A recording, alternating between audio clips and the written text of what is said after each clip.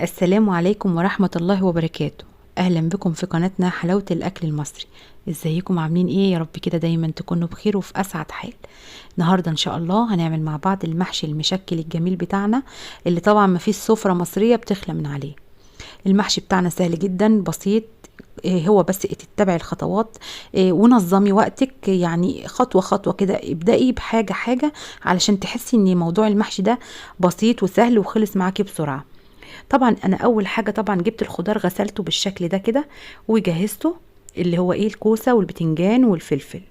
وبعد كده غسلت الطماطم غسلتها كويس وبعدين قطعتها قطع كده، اي تقطيع انت، بس اهم حاجه تغسليها كويس وتقطعيها وتحطيها في حله على النار علشان تتسلق معانا. وبننساها شويه لحد ما يعني نسيبها بقى مع نفسها لحد ما تبدا تتسلق خالص، وتبدا تبقى داخله في السوي بتاع يعني تتسبك كده. بعد كده طبعا انا بعمل ايه بقى دلوقتي انا هبدا اجهز الخضار. ان انا بقى طبعا هقوره، هبدا اول حاجه هبدا بها الكوسه. معايا الكوسه اهي. الكوسه بقى يا جماعه علشان يعني تطلع معاكي حلوه، ما تقورهاش قوي، يعني حاولي على قد ما تقدري، يعني ما تخرجيش منها كل اللي فيها. سيبي كده يعني حاجه بسيطه في قلبها كده زي ما انتوا شايفين كده معايا. انا بحب كده، يعني ما بحبش ان انا اقعد اقور فيها، يعني اخليها على القشره، لا. انت كده بتضيعي فايدتها وخلاص. وبعدين انا عايزه اقول لكم على حاجه، ان يعني القلب بتاع الكوسه ده اللي انا بطلعه ده انا ما برمهوش، في الاخر هنعرف احنا بنعمل منه ايه. زي ما احنا شايفين كده بقور كل الكميه بتاعه الكوسه اللي معايا، وبعدين ببدا ادخل على البتنجان. اهم حاجه الخضار يكون مغسول كويس قبل ما تبدأي فيه، علشان يبقى يعني طبعا احنا يعني الحاجة لازم تتغسل كويس جدا. زي ما احنا شايفين كده البتنجان بردك بقوره بالشكل ده.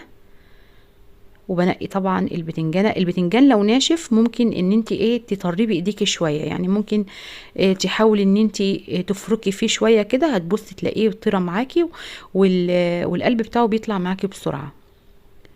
هخلص بقى زي ما احنا شايفين كده، وبعدين نشوف الخطوات اللي بعد طبعا كده. ده قلب الكوسه اللي طلع معايا من تقويرها، انا ما برموهوش، انا بستخدمه في حاجه دلوقتي هنشوفها. معانا طبعا الكرنب زي ما احنا شايفين كده، جبنا كرنبايه حلوه كده صغيره. طبعا انت بتنقيها، بتكون طبعا زي ما انتوا شايفين كده محمله كده، ما تكونش طريه من القلب كده بتاعها علشان تبقى فيها ورق كتير. ببدأ طبعا امسكها من الراس بتاعها كده بتاعتها، وبعدين ابدأ اقطع كده بالشكل ده. دي طريقتي في تقطيع الكرنب. في ناس بتفصصها ورقة ورقة، وفي ناس يعني بتقطعها قطع. انا يعني ما بفضل الطريقة دي احسن، يعني بحس كده اني ما بتهدرش منها كتير، وبحس كده ان هي طريقة سهلة كده، وبتخليكي يعني تسلقي الورق بتاعها بسرعة، وكل ورقة بتطلع سليمة. وطبعا الطريقة دي بتاعت يعني الناس بتوع زمان، اجدادنا والناس دولت كانوا دايما يعملوا يعني الكرنب بالطريقه دي. طبعا انا معايا هنا حله فيها طبعا ميه علشان اسلق فيها الكرنبايه بتاعتي. حطيت معلقه ملح، وحطيت كمان معلقه كمون، وسبت الميه لحد ما غلت. وبعد كده بدأت حطيت الكرنبايه بالشكل اللي احنا شايفينه ده، من الناحيه اللي انا شلت منها الراس بتاعتها حطيت الكرنبايه. وبعد كده قلبتها بالشكل ده. وببدأ دلوقتي ان انا اطلع ورقة ورقة. شوفوا ما شاء الله الورقة طالعة سليمة ازاي، طالعة يعني احسن طريقة تقدري يعني تعملي منها كميات كبيرة قوي من الكرنب، تسلقيه وتخزني، هي الطريقة دي. صدقوني يا جماعة، لان هي دي فعلا طريقتي. حاولت ان انا اجرب الطرق التانية، حسيت ان هي بتهدر الورق وبتبهدل الكرنب بصراحة، ما بتطلعش معايا يعني حلوة كده زي ما انتم شايفين كده الورقة بورقتها كده. طبعا زي ما احنا شايفين خلصت طبعا سليق الكرنبايه. الورق ده بقى طبعا انا كنت بطلعه بحطه في ميه بارده على طول، يعني يكون ميه كده ساقعه علشان خاطر اوقف السوي بتاعه. ما يبقاش الورق سخن واحطه في ميه او اسيبه يستوي اكتر يتهرى مني. طبعا انا كنت غسلته، يعني انا غسلت الكرنبايه قبل ما اسلقها، على فكره انا قبل ما اسلقها غسلتها، وبعد كده بعد السليق رجعت شطفتها تاني بميه بارده. وبعدين بدأت أقطع بالشكل اللي احنا شايفين ده. طريقة تقطيعه سهل جدا. قطعت كل الكمية اللي معايا، وبقى جاهز معايا عشان الحشو. انا بحب دايما يعني في المحشي ده هو خطواته كتيره، فانا بحب انظم يعني الخطوات بتاعته بحيث ان انا اكون مخلصه كل حاجه، واقفه بقى على ايه ان انا الف او احشي المحشي بتاعي واخلصه.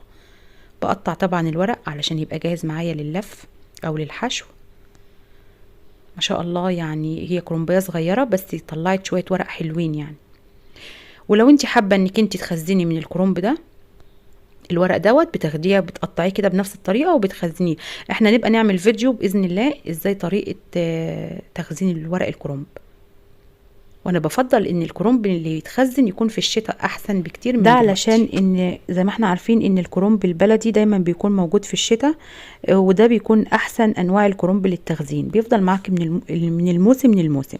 الخطوه اللي بعد كده جبت حله وحطيت فيها زيت ونزلت بكميه كتيره كده من البصل، اكون فرمه طبعا زي ما احنا شايفين كده ناعم، وبسيبه لحد ما يدبل خالص معايا. لحد انا يعني مش بحمره، انا بسيبه يدبل بس. وطبعا الطماطم كانت استوت وضربتها في الخلاط وصفتها، وكمان معايا خضرة المحشي اللي هي الشبت والبقدونس والكزبرة، غسلتهم وقطعتهم بالشكل ده. وده البصل انا يعني بستكفى بكده، يعني ما بخلوش يتحمر قوي، بيديني طعم بصراحة احلى بكتير ما بتحمريه قوي. هنا بقى هنزل بصلصة الطماطم كلها او بالطماطم اللي انا عاملاها، هنزل على البصل بالشكل ده وهسيبها بقى تتسبك مع نفسها كده. بس الاول احط لها التوابل بتاعتها. التوابل اللي معايا فلفل اسود، معلقه من نص معلقه من الفلفل الاسود، ومعلقه من الكزبره، ومعلقه من الكمون، ونص معلقه من الشطه، وده حسب الرغبه. انا مش بحط توابل كتيره على المحشي، انا بس التوابل اللي بستكفي بها هي الكمون والكزبره والفلفل الاسود والشطه. طبعا هنا كانت الطماطم اتسبكت معايا خلاص. هنزل دلوقتي، انا طفيت خلاص النار، يعني دلوقتي النار مطفيه عليها. هنزل بكمية الخضرة اللي معايا، خضرة المحشي. وتعالوا بقى نشوف الخطوة اللي بتطعم المحشي. الخطوة دي جميلة جدا. انا هنا معايا بصلاية ومعايا طماطماية، بحطهم في الكبة بالشكل ده كده وبيطلعوا لي النتيجة دي. بصراحة يا جماعة الخلطة ديت بتفرق كتير لما بتحطها على المحشي، بتفرق في الطعم جامد يعني، بصراحة بتطعم لك المحشي بطريقة رهيبة. هنا طبعا كنت غسلت الرز وسبته يتصفى. هنزل بقى بالخلطة الجميلة بتاعتنا اللي احنا قلنا عليها. الخلطة ديت يا جماعة بجد جربوها، يعني بصراحة بتطعم المحشي بطريقة رهيبة. هقلب كل الكمية كده في الرز قبل ما انزل بالصلصة او التسبيكة بتاعت المحشي. بقلب كويس وبعد كده بنزل بقى على الرز التسبيكة بتاعت المحشي اللي احنا طبعا مجهزينها. انا لما حطيت الخضره على التسبيكه انا كنت طافيه النار، مش بسيب الخضره على النار، يعني تكون النار مفتوحه على التسبيكه، لان الخضره هنا بتغير لونها. فانا حابه ان انا اطفي الاول وبعد كده اضيف الخضره بتاعه المحشي على التسبيكه. طبعا هنا كنت عملت طبعا الفرشه بتاعه المحشي كده. هنا بقى استخدمنا قلب الكوسه اهو يا جماعه، حطيناه في ارضيه الحله اللي هنحشي فيها، وحطينا طبعا طرنشات من الطماطم والجزر والبصل. كل الحاجات ديت بصراحة بتفرق كتير وبتدينا طعم جميل جدا. ورشيت شوية كمان من خضرة المحشي. وبدأت دلوقتي احشي الكمية اللي معايا من الكوسة والبتنجان والفلفل. هخلص بقى كل كمية المحشي كده اللي معايا وبعدين نرجع تاني نشوف احنا هنعمل ايه.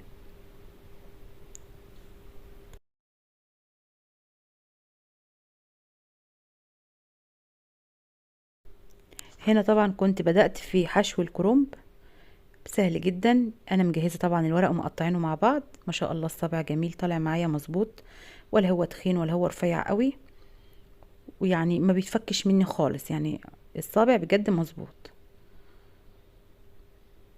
اخلص بردك كميه الورق اللي معايا وبعدين طبعا الكرنب بحطه في حله لوحده، يعني انا مش بحطه مع الفلفل والكوسه والبتنجان، انا بحط الكرنب في حله لوحده. زي ما احنا شايفين كده خلصت كميه المحشي بتاعه الكرنب اللي معايا وكميه المحشي الكوسه. ما شاء الله زي ما احنا شايفين. طبعا هنا بقى جينا لمرحله التسويه بتاعه المحشي، ودي سهله جدا. اهم حاجه هنا بس تخلي بالك وانت بتحطي المقدار بتاع الشوربه ما يكونش كتير في المحشي. هنا طبعا معايا شوربه فراخ او شوربه لحمه اي حاجه، بس الشوربه ديت شوربه فراخ. حطيت فيها معلقه صلصه وحطيت فيها معلقه ملح، وبدات اسقي المحشي بتاعي بالشكل ده. وما تنسيش ان الكوسه اصلا بتنزل سوائل، فاعملي حساب الحته دي علشان ما يتهرش منك. وبرضك نفس الطريقه في محشي الكرنب، بحط الملح على وش المحشي، وفي نفس الوقت كمان بجيب الشوربه. بس اهم حاجه هنا انا بزود هنا معلقه الصلصه شويه على محشي الكرنب علشان خاطر بيتحمر لي كده المحشي وتخليه لي طالع جميل معايا. وسقيته بردك بالشوربه، بس اهم حاجه السطر الاخير ده يبقى باين، ما يبقاش متغطي خالص بالمرقه. ونحطه بقى على النار، واول ما يغلي معاكي بتهدي عليه النار وبتسيبيه لحد ما يستوي. ما شاء الله المحشي بتاعنا استوى وبقى جاهز للتقديم. حاجه كده تحفه، ريحته جميله جدا، جميل ما شاء الله، طالع معايا زي ما احنا شايفين كده بالشكل الجميل ده.